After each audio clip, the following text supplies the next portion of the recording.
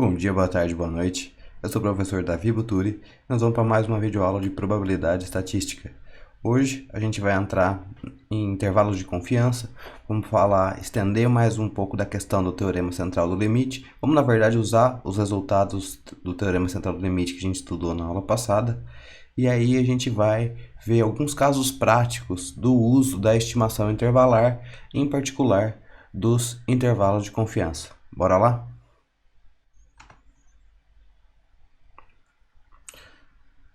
Então, a gente vai fazer, é claro, primeiro uma breve revisão do que está acontecendo. A gente vai diferenciar daí os intervalos exatos dos intervalos assintóticos e vamos ver 4 casos particulares. São todos muito parecidos uns com os outros, né? Vai mudar pouca coisa, por isso que a gente já vai ver todos eles de uma vez.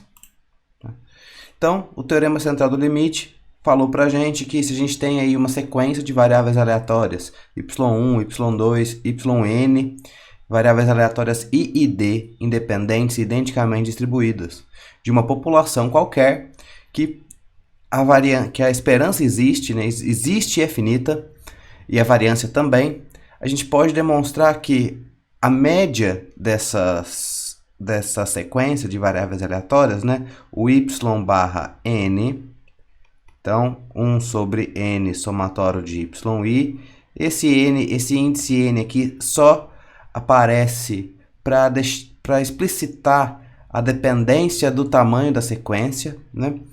Então, que a média da sequência menos a esperança da população sobre a raiz quadrada da variância da população sobre o tamanho da sequência converge em distribuição para uma distribuição normal padrão de média 0 e variância 1, quando o tamanho da sequência vai para infinito, né? Ou seja, a distribuição das médias padronizadas é esse processo de subtrair a esperança e dividir pela raiz quadrada da variância sobre n, né? Que a distribuição das médias padronizadas converge para uma distribuição normal de média nula e variância unitária, normal padrão, né? Claro, no nosso contexto de estatística, essa sequência de variáveis aleatórias I e D, na realidade, são as observações em uma amostra aleatória, né? São os números e uma variável aleatória.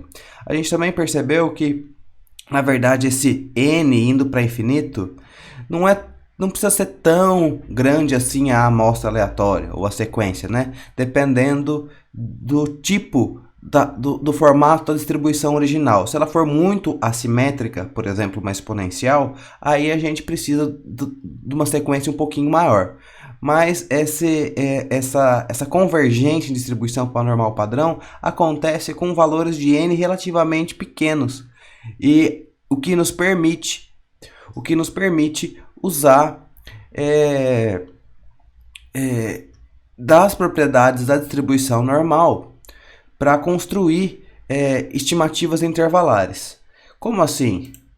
Bom, a verdade é que a gente precisa construir estimativas intervalares, em particular intervalos de confiança. Existem outros tipos de estimativas intervalares, a gente só vai falar de intervalos de confiança, né?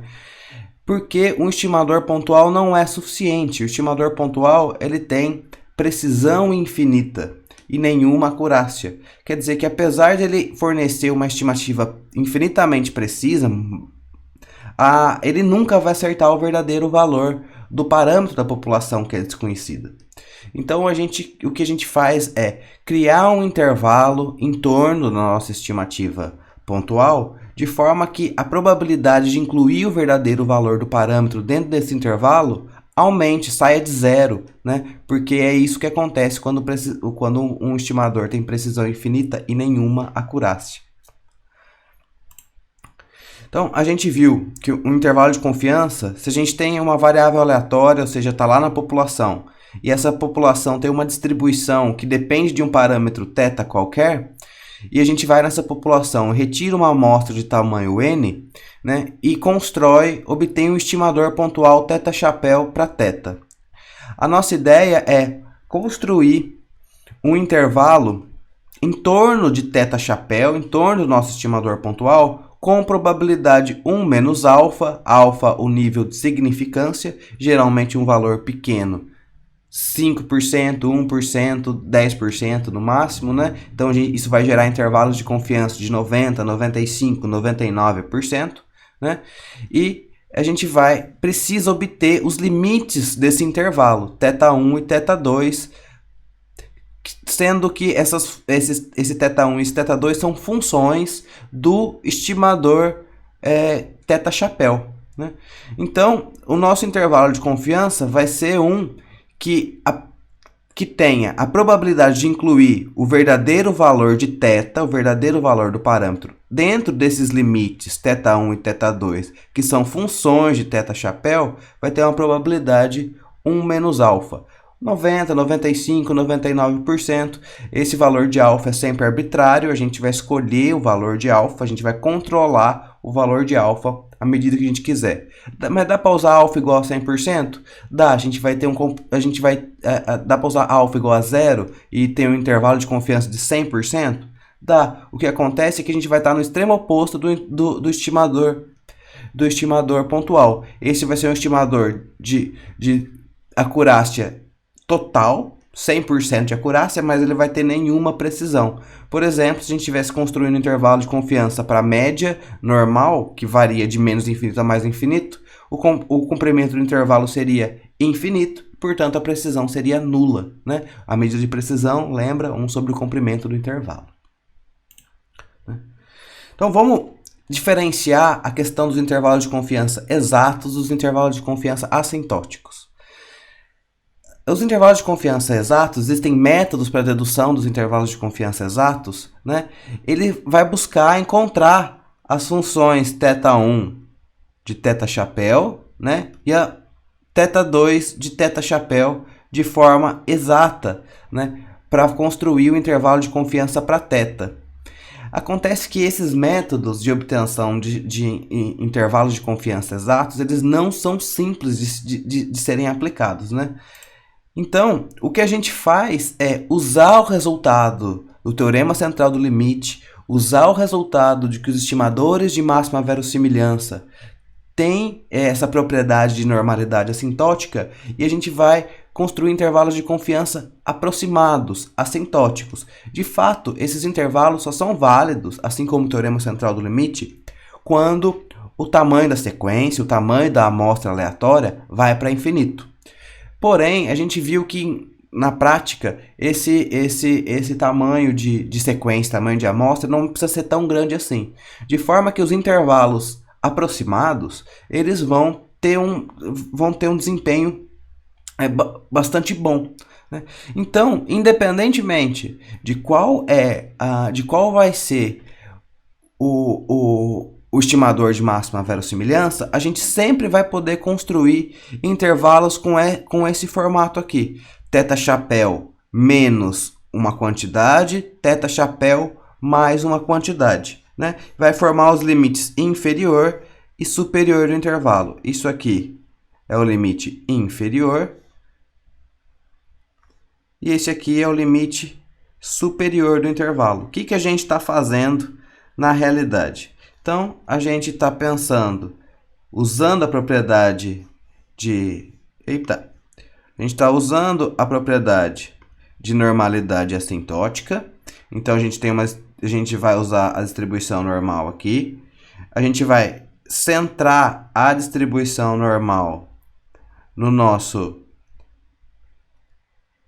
estimador pontual e vai obter o limite superior e o limite inferior do intervalo. De forma que o que vai acontecer aqui? É um intervalo de confiança de 100, 1 menos alfa por cento de confiança. Então aparece essa quantidade Z aqui, da tabela Z, só que é alfa sobre 2. Por quê? O que está acontecendo? Aqui nessa região verde, que vai estar fora do intervalo, vai ter probabilidade alfa sobre 2. O que está fora do intervalo vai ter probabilidade alfa sobre 2, de forma que o que está dentro do intervalo, que eu vou pintar em laranja aqui, ó, nesse momento, tudo que está dentro desse intervalo aqui vai ter probabilidade 1 menos alfa. A essa quantidade que a gente soma e subtrai é um intervalo de confiança simétrico.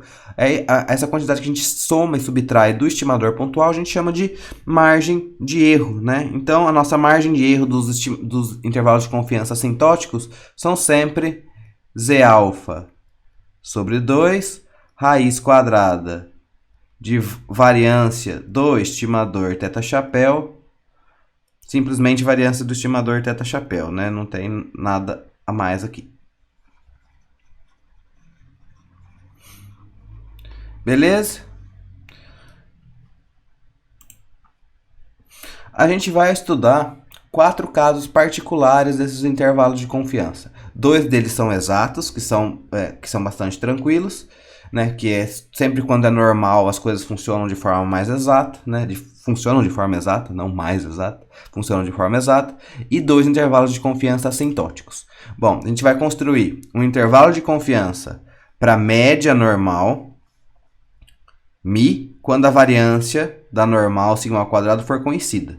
Vai ser um intervalo de confiança exato. A gente vai construir um intervalo de confiança assintótico para média Poisson, um intervalo de confiança assintótico para proporção ou probabilidade binomial, e vai, por fim, construir o intervalo de confiança mais diferente, o intervalo de confiança exato para a média normal μ, quando sigma ao quadrado é desconhecida e, portanto, a gente precisa estimar também o parâmetro de variância da normal baseado apenas no nosso conjunto de dados. Então, vamos ver como que é o nosso primeiro intervalo de confiança aí para a média normal com variância conhecida. Então, vamos supor y1, y2, yn, uma amostra aleatória de uma distribuição normal com média desconhecida μ, que a gente vai estimar, e a variância conhecida sigma ao quadrado. Bom, se a variância é conhecida, a gente não precisa estimar nada. Lembre que inferência estatística só tem sentido de a gente usar as técnicas de inferência estatística quando a gente tem uma parte do todo, quando a gente tem uma amostra. Aqui a gente conhece sigma ao quadrado, a gente conhece o todo, né? Para sigma, não para μ. Para μ a gente está estimando. Então, a gente pode demonstrar que o intervalo de confiança exato a 100 ou menos α% para μ é dado por esse formato aqui, né? O estimador pontual de μ, que é o y barra, menos a margem de erro, esse vai ser o limite inferior. Y barra mais a margem de erro vai dar o limite superior. A quantidade Z alfa sobre 2 é a quantidade da tabela Z, que tem probabilidade acumulada ou 1 menos alfa sobre 2 ou alfa sobre 2. Tanto faz, porque a distribuição normal é simétrica e os valores que vão ser fornecidos tanto por alfa sobre 2 ou 1 menos alfa sobre 2, veja só, primeiro divide por 2, depois faz o 1 menos, né? Então, vão ser iguais os valores de Z. Eles vão ser iguais em módulo, né? Vão ter o sinal trocado, mas em módulo eles são iguais. Vamos ver o exemplo para a gente construir esse intervalo de confiança.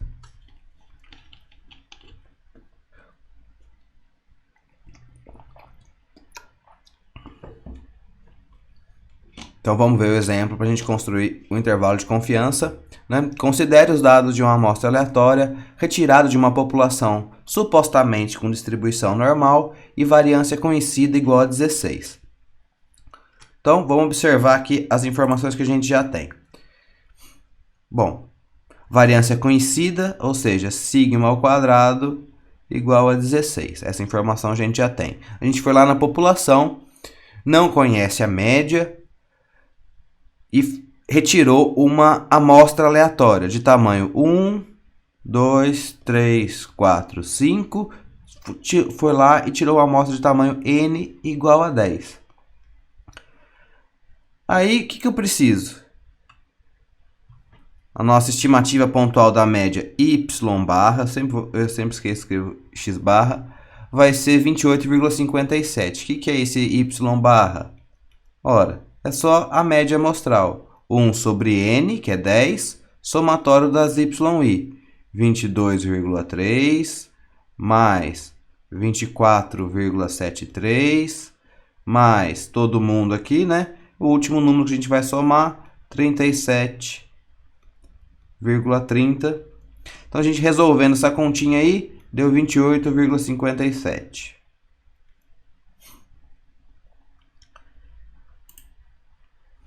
Então, vamos obter uma estimativa intervalar para a média, ou seja, vamos construir um intervalo, por exemplo, a 95% de confiança. Bom, se o intervalo é a 95% de confiança, eu sei que 1 menos alfa é 0,95, que implica que o meu nível de significância para este problema é de 0,05 ou 5%.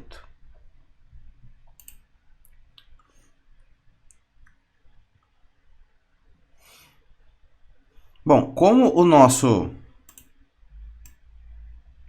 Deixa eu apagar aqui.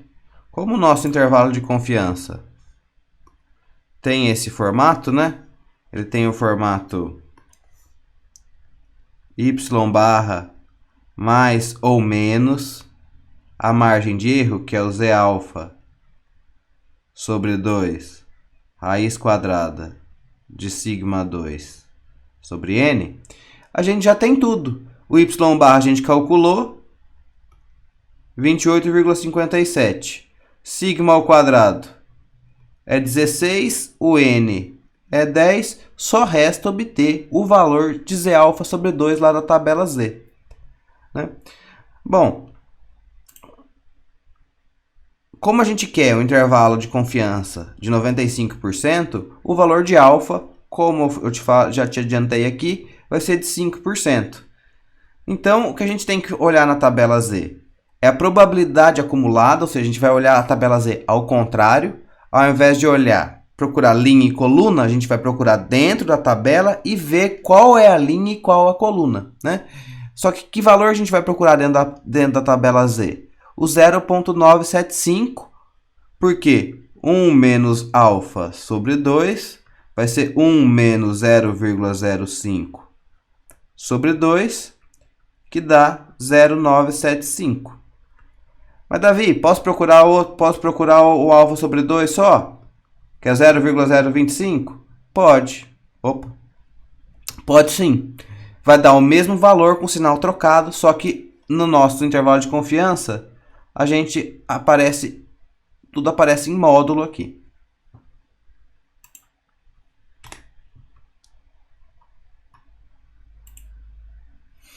Então, o nosso limite inferior, se a gente for lá olhar na tabela Z, o valor de z alfa sobre 2 vai ser 1,96 em módulo. Então, o limite inferior vai ser y barra menos 1,9 y barra 28,57 menos o valor de z, cuja probabilidade acumulada é 0,975, então 1,96, raiz quadrada da variância populacional 16, conhecida, sobre o tamanho da amostra. Então, a gente tem aqui que o nosso limite inferior do intervalo de confiança, 26,09. E o limite superior, a mesma quantidade que a gente subtraiu ali, a gente vai somar. Então, o nosso y barra, né, é mais a margem de erro. 28,57 mais 1,96 da tabela Z, raiz quadrada da variância populacional sobre o tamanho da amostra, 31,05.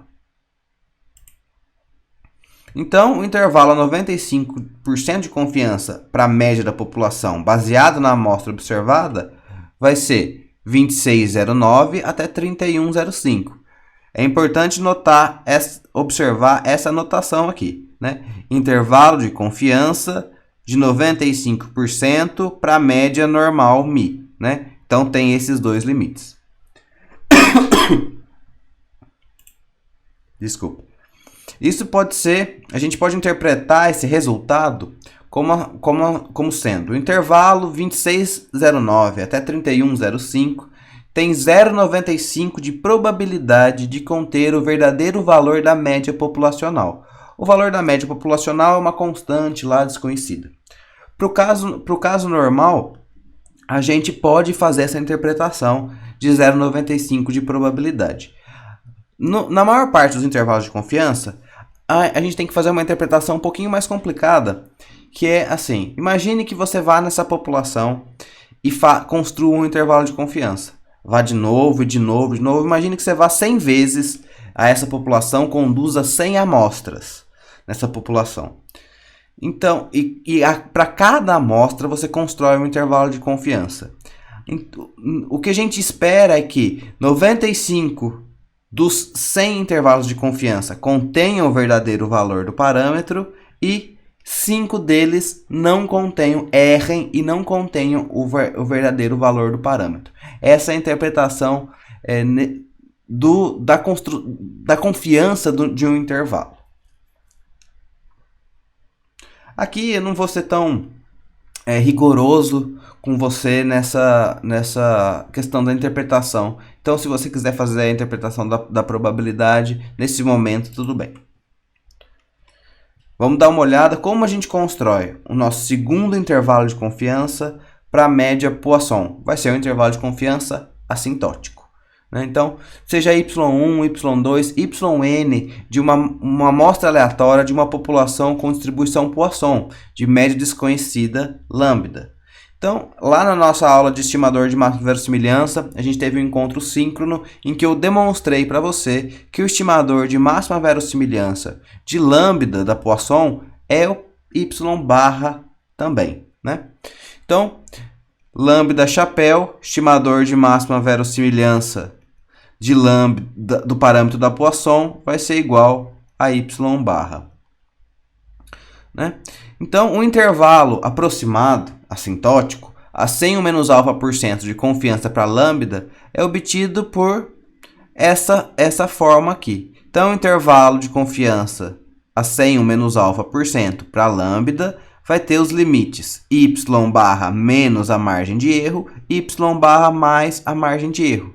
Veja que do intervalo de confiança normal com variância conhecida para cá, a única coisa que mudou foi a própria variância, né? Porque a gente está usando aqui a variância de y barra, que é a normalidade assintótica dos estimadores de máxima verossimilhança permitem para a gente. Θ chapéu, né? O intervalo de confiança para θ vai ser θ chapéu mais ou menos o z alfa sobre 2, raiz quadrada da variância de θ chapéu.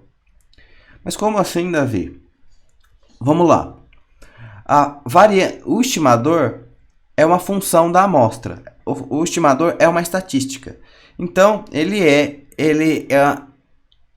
na fórmula do estimador, várias quantidades várias quantidades da amostra aparecem ali. A amostra, antes de ser observada, é variável aleatória. Então, antes de a gente ir lá na população e anotar os números na amostra, a gente tem variáveis aleatórias, que ainda não foram observadas.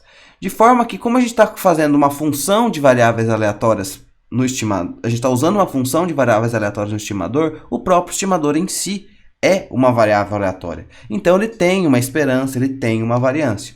Por exemplo, a gente vai usar... Você vai lembrar da propriedade da variância? Y1, variância da soma de y1 e y2 é a variância de y1 mais a variância de y2. Desde que, é claro, y1 e y2 sejam independentes. Se eles não forem independentes, isso aqui funciona um pouco diferente, né? Então, se o nosso θ chapéu, como nesse caso, é igual a y barra, que é igual a 1 sobre n somatório das y, então a gente vai ter que a var de θ chapéu, no nosso caso é a verdade que lambda chapéu, né? Vai ser a variância de 1 sobre n somatório das y, né? Então, o que acontece aqui? 1 sobre n é constante, vai sair da variância, só que sai da variância ao quadrado, lembra das propriedades da variância.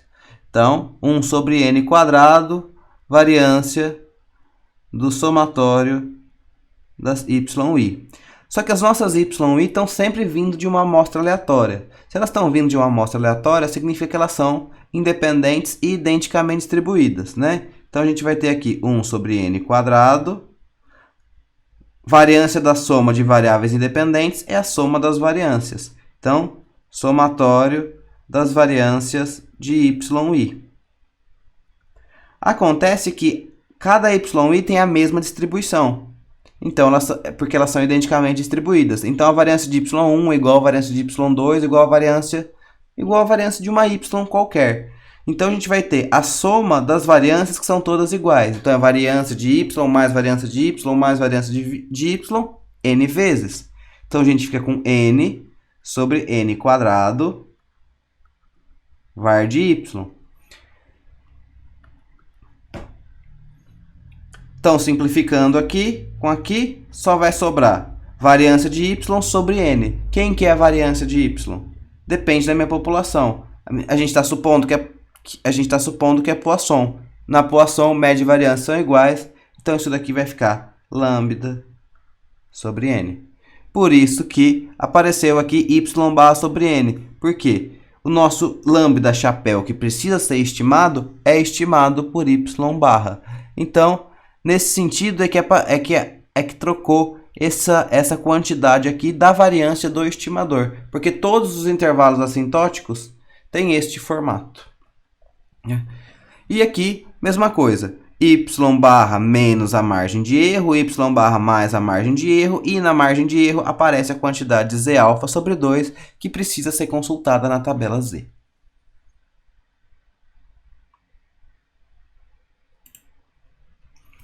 Pessoal, a gente tem esse exemplo que eu vou abordar com vocês durante o nosso próximo encontro síncrono. E a gente só vamos dar uma lida porque eu acho que você é capaz de resolver esse exemplo para levar já as dúvidas para a aula, beleza? Então, a distribuição de Poisson é amplamente utilizada para modelagem de dados de contagem. Na década de 80, essa distribuição foi utilizada para avaliar o impacto do aumento na velocidade máxima em estradas nos Estados Unidos.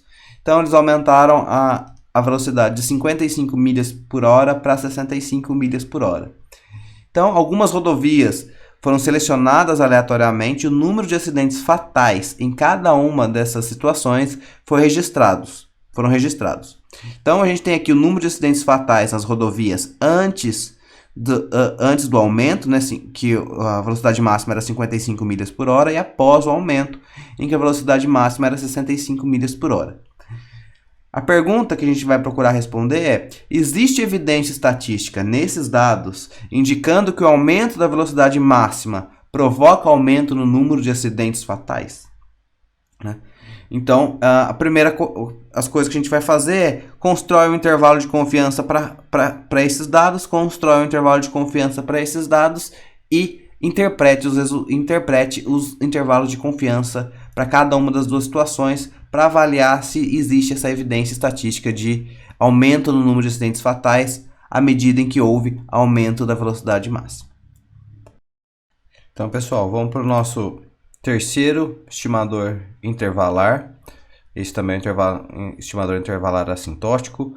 Mas antes, vamos relembrar o estimador pontual da probabilidade binomial ou da proporção binomial, né? Então, seja y uma variável aleatória com distribuição binomial de parâmetros m, conhecido, e p, desconhecido. O m, que é o índice binomial, ele é sempre conhecido. Porque lembra, a distribuição binomial a gente usa para experimentos aleatórios que têm respostas dicotômicas, sim ou não, falso ou verdadeiro, sucesso ou fracasso. Em geral, a gente fala de sucesso ou fracasso, né? A gente categoriza algum fenômeno como sucesso e outro como fracasso. E, por exemplo, lançar uma moeda, a gente chama sair cara de fracasso e sair coroa de sucesso. E o índice M está associado a quantas vezes a gente realiza esse experimento, quantas vezes a gente realiza o ensaio de Bernoulli, né? Que é quando o M é 1, a gente tem a distribuição de Bernoulli. né? Então, se eu lançar 10 moedas, o meu índice binomial é 10. Eu sempre sei o número de moedas, ou o número de vezes que eu lancei uma moeda, né? Então, o índice binomial M é sempre conhecido. Às vezes, a probabilidade P é desconhecida e é isso que a gente está interessado em estimar, né? Então, para uma amostra de tamanho N, o estimador pelo método dos momentos vai ser sempre a igualdade entre média populacional e média amostral, ou momento populacional e momento amostral. Como a gente só tem um parâmetro, a gente só precisa das médias, né? Na distribuição binomial, a média populacional é M vezes P, e a média primeiro momento amostral é a própria média amostral. MP chapéu, porque eu estou estimando P, buscando um estimador para P. Né? Muito simples, só passo o M dividindo, nosso P chapéu é Y barra sobre M. Em muitos casos, a gente consegue escrever com M igual a 1, então nesses casos o P chapéu é só o Y barra, porque fica Y barra sobre 1 aqui, né? Então é interessante notar que na binomial o estimador de máxima verossimilhança coincide com o estimador pelo método dos momentos, né? Então, o P chapéu também vai ter a propriedade de normalidade assintótica, que é o que permite a gente construir o intervalo de confiança assintótico para P também, né? Por que eu consigo escrever o M como sendo o M igual a 1? Porque se você observar aqui, o nosso P chapéu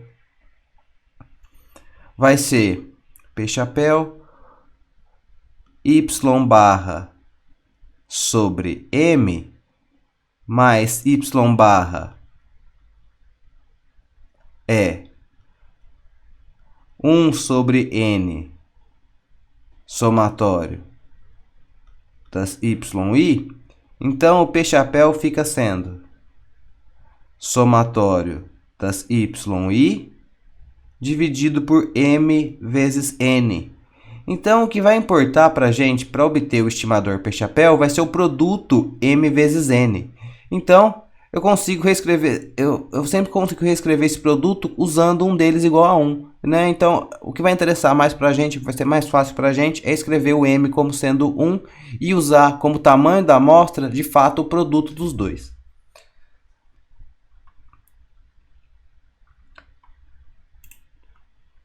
Então, para o nosso estimador intervalar da propriedade binomial, seja y1, y2, yn, uma amostra aleatória de uma população com distribuição binomial de parâmetros m conhecido sempre e o p desconhecido, que eu estou tentando estimar, né?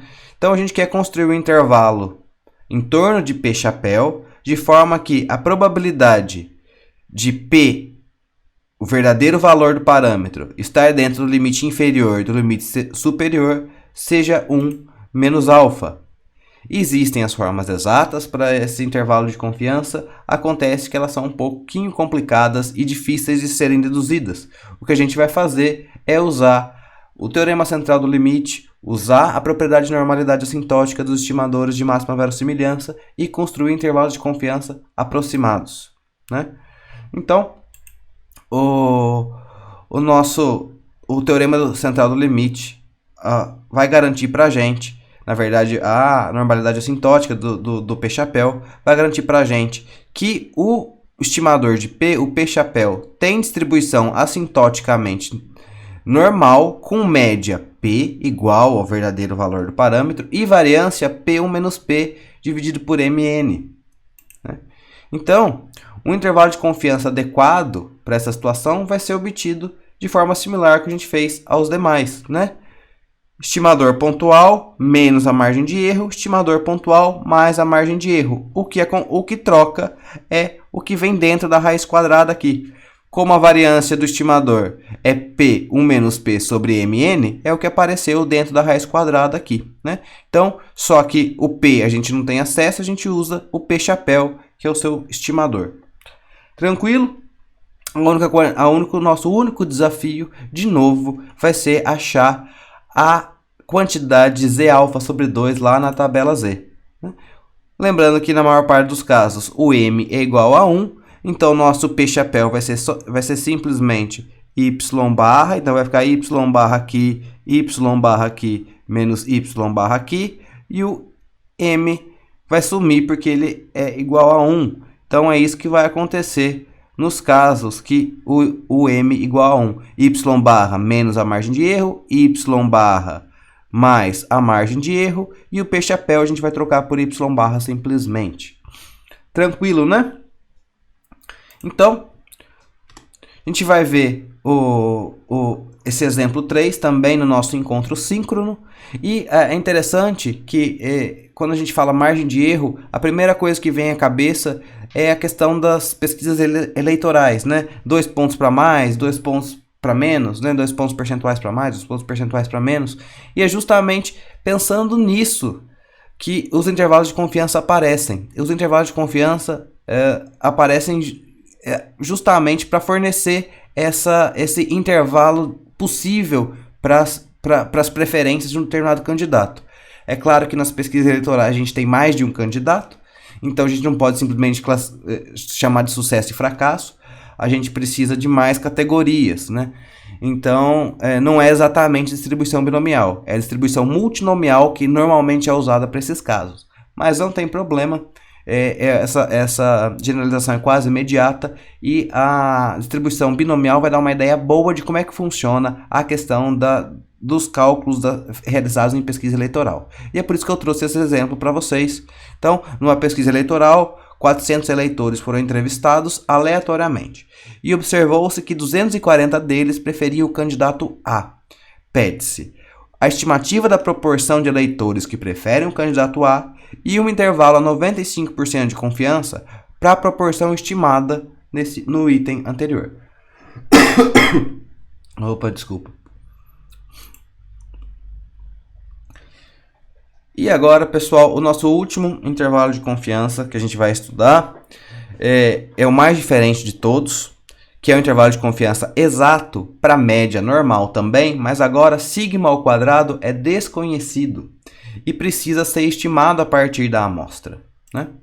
Então, a gente sabe que o estimador de μ é y barra e que o melhor estimador de sigma ao quadrado é a variância amostral, o S2, né? Lembrando que o S2 é 1 sobre n menos 1 somatório de yi menos y barra ao quadrado, né? Então, a gente estima μ por y barra e estima sigma ao quadrado por S2. As estimativas pontuais, né? Então, um intervalo de confiança exato a 101 menos α% para μ, quando a gente tem que estimar sigma ao quadrado, ou seja, sigma ao quadrado é desconhecido, vai ser y barra igual menos a margem de erro, limite inferior, y barra mais a margem de erro, limite superior. O que acontece aqui? A gente trocou o sigma ao quadrado, né, que quando ele era conhecido, a gente usava ele aqui dentro, né? Mas ele não é conhecido, a gente tem que estimar e, portanto, a gente vai usar o S2, o seu estimador pontual. E a outra coisa que muda é que eu não vou mais usar a tabela Z. Eu vou usar agora a tabela T, né? A tabela T. A distribuição T é uma outra distribuição. A distribuição T tem um comportamento parecido com a distribuição normal. Ela também é uma distribuição simétrica, porém ela tem caudas mais pesadas. A distribuição T, ela tem um único parâmetro que é chamado grau de liberdade, o V, né? Quando a gente está construindo intervalo de confiança para média normal, o grau de liberdade é sempre igual ao tamanho da amostra menos 1. Tem outros casos que a distribuição T vai assumir outros graus de liberdade. Para construir intervalo de confiança vai ser sempre o tamanho da amostra menos 1. E o uso da distribuição da tabela T é ainda mais simples que da tabela Z, né? Nas linhas a gente vai ter os graus de liberdade e nas colunas a gente vai ter alguns valores diferentes de alfa, dependendo do nosso interesse na construção. Se vai ser de 5%, se o intervalo de confiança vai ser de 95%, de 90%, de 99%, a gente tem lá nas colunas os valores de alfa, né? Então é bem tranquilo. A mesma coisa, a gente vai dividir o alfa por 2, porque é o intervalo de confiança continua sendo um intervalo de confiança simétrico. Então, a gente vai dividir o nível de significância aí por 2 e vai olhar na coluna alfa sobre 2, na linha n-1, que são os graus de liberdade da tabela T. Eu vou te mostrar como que isso funciona, como que a gente olha direitinho na tabela T no nosso próximo exemplo aqui. Que na verdade é basicamente o exemplo que a gente acabou de fazer para a distribuição normal, o primeiro exemplo que a gente fez, só que agora a gente vai ter que estimar a variância a partir dos dados da amostra. Então, vamos supor que a gente coletou uma amostra aleatória de uma população que a gente supôs distribuição normal, com média e variância desconhecidas. A gente tem o nosso N, tamanho da amostra, é 10, inclusive os valores são idênticos, né, ao exemplo 1 que a gente fez. Por isso que a gente tem que o y barra continua sendo 28,57. E se a gente calcular o S2 para essa amostra aqui, a gente vai obter 17,65, né? Então, a gente tem todos os elementos para construir o intervalo de confiança para a média quando a variância é desconhecida. Vai ser y barra mais ou menos o módulo de t com n-1 graus de liberdade e alfa sobre 2, né? O módulo de t. Raiz quadrada de S2 sobre n. Né? Então, o nosso y barra 28,57, o nosso S2 17,65, o nosso n é 10, só resta obter o valor de t da tabela cuja probabilidade acumulada é alfa sobre 2 ou 1 menos alfa sobre 2, e nesse ponto funciona igualzinho à distribuição normal. Vamos obter uma estimativa intervalar. Então, a gente já tem todos os elementos, só resta obter o valor de t. Supondo que a gente queira construir o intervalo a 95% de confiança, o valor de alfa vai ser, né, como a confiança 1 menos alfa é igual a 0,95 nesse problema, então o nosso alfa, de novo, é 0,05, 5%, né? Então a gente vai lá, olhar na tabela T, o valor de T cuja probabilidade acumulada é alfa sobre 2, ou seja, 0,05 sobre 2, que dá o 0,025, com V, né, que é igual a N menos 1, que é igual a 10 menos 1, 9 graus de liberdade.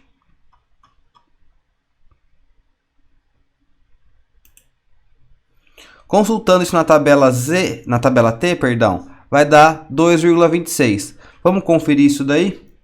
Eu vou te mostrar olhando na tabela em PDF. Depois a gente pode até explorar no nosso encontro síncrono como que funciona o cálculo lá naquelas tabelas online que eu disponibilizei no portal também. Então, eu vou abrir aqui o meu navegador.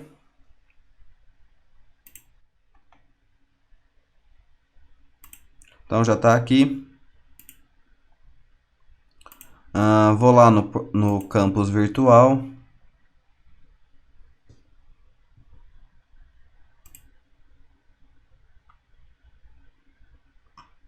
Acessar nossa disciplina de métodos estatísticos. E vamos lá rolar até as tabelas em PDF. Então, a gente vai acessar aqui a tabela T. Eu quero que ele abra direto aqui no navegador também. Então vamos lá, veja só. Como que é? Vamos dar uma olhada na tabela T. Então, valores acumulados até o ponto T estrela da distribuição T. E V grau de liberdade com probabilidade 1 menos alfa. Né? A gente sabe, a gente vai precisar do alfa sobre 2. No nosso caso, o alfa era de 5%, a gente quer o alfa sobre 2, que é o 0,025. Então, a gente vai na coluna 0,025. E na linha 9, que são 9 graus de liberdade que a gente tem nessa amostra. 2,26, 22. Eu acho que eu aproximei, arredondei esse 2,26, 22, né, lá nos slides, mas não tem problema. Então, linha, grau de liberdade, sempre n-1. Coluna, para a construção de intervalo de confiança, sempre a coluna alfa sobre 2, dependendo da confiança adotada. Tranquilo? Então, vamos voltar lá para os 2,26, como você pode ver. É o nosso valor de T lá da tabela T, mais fácil de usar do que a própria tabela Z, não é verdade? Resolvendo a continha aqui, y barra menos o valor de T, raiz quadrada de S2 sobre N, a gente tem y barra 28,57, valor de T lá da tabela 2,26, S2 17,65, tamanho da amostra 10, limite inferior 25,57. O limite superior, mesma coisa, só que ao invés de somar, ao invés de subtrair, eu vou somar. Então, y barra 28,57 mais o valor de t lá da tabela, raiz quadrada da variância amostral, 17,65, sobre o tamanho da amostra, que é 10, 31,57. As interpretações do intervalo de confiança vão ser os mesmos, né? A única coisa que a gente vai ter que os limites do intervalo de confiança usando a tabela T são sempre maiores do que o intervalo é mais comprido do que usando a tabela Z. Isso acontece porque, é claro, eu tive que incluir a incerteza a respeito da estimativa da variância. Então, como a minha incerteza é maior, o intervalo perdeu mais precisão. E é por isso que os intervalos da tabela T são sempre maiores do que o da tabela Z. À medida em que o tamanho da amostra cresce, a distribuição T fica igualzinha à distribuição Z. Então, a gente pode dizer que a distribuição T converge em distribuição para a distribuição normal quando os graus de liberdade vão para infinito, né? Mas com um tamanho de amostra pequeno, como foi o caso aqui, com tamanho de amostra 10, esse intervalo de confiança ficou maior do que aquele que a gente construiu com a tabela Z, que isso é justificado pela incerteza associada ao se incluir uma nova estimativa da variância. Porque lá quando a gente construiu usando o intervalo de confiança, usando a tabela Z para a média normal, a variância era conhecida. Então não tinha incerteza nenhuma. Então, a interpretação vai ser a mesma, a questão da probabilidade ou da repetição das amostras, né? Então, isso não tem problema nenhum. Espero que vocês tenham gostado de mais essa videoaula. E eu vou encerrando por aqui.